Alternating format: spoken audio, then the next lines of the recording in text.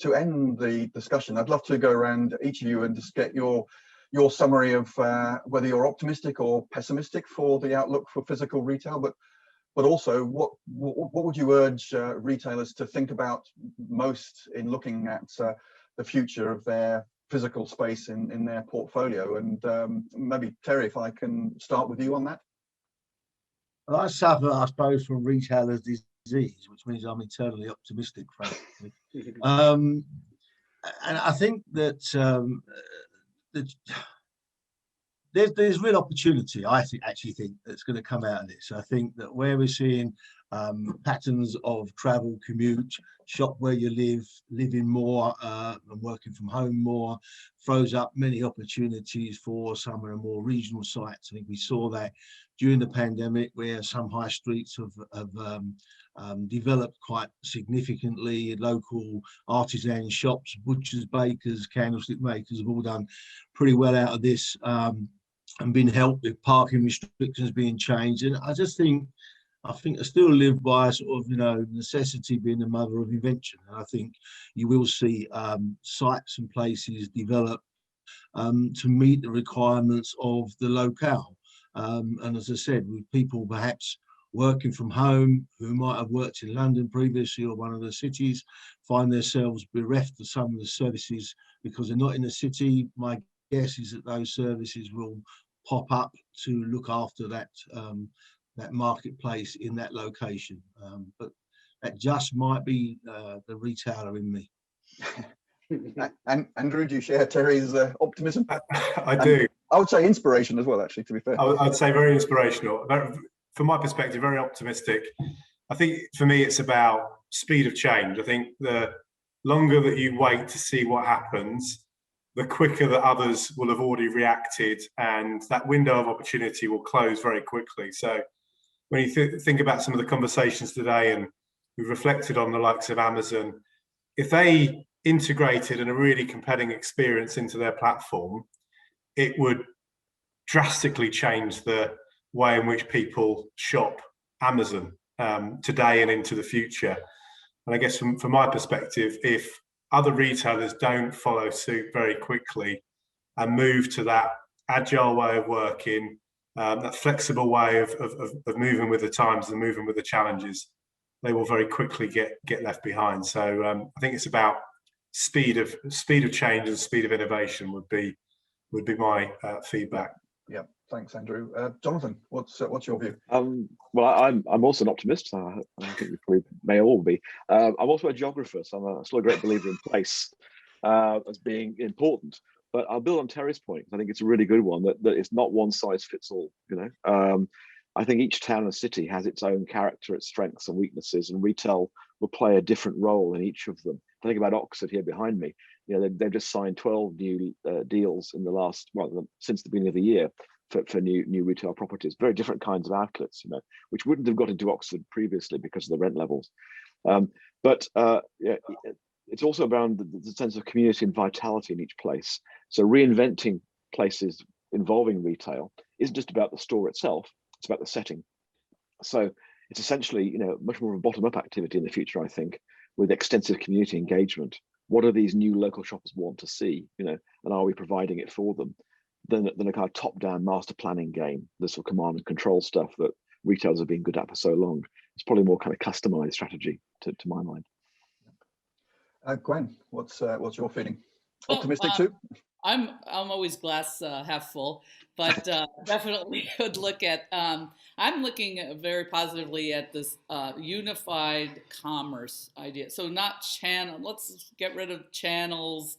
Let's think about shopping that suits the moment. And I'd mentioned some situational need states earlier, but if you can see this convergence of commerce and content and media and physical retail, then it gets very interesting. People shopping more from an ad from home, people shopping from a recipe that they're reading, people shopping a media coming into the mall escape, interaction with brands through digital windows and interesting surfaces that bring brands to life and trigger inspiration and transition to purchase.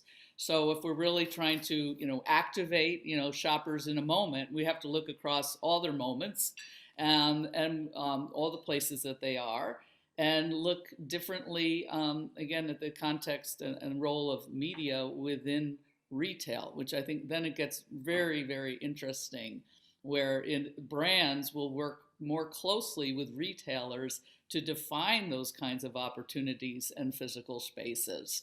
Something we hadn't talked too much about in conversation, but how, if you're Coca-Cola, how are you working with those, retailers that are in a physical mall, or have, more autonomous retail experiences.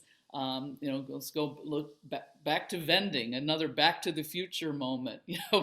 When Ford was even looking at having test drives out of a vending building, literally make an appointment to drive a car. They didn't want to be in the physical store, you just want to drive the car. So I think there'll be this really dissection, if you will, or looking at this new taxonomy of what you need where in a purchase process and what you're looking for in the cadence of life. Yeah, thanks, Gwen. And Alan, I'll give you the final word on this.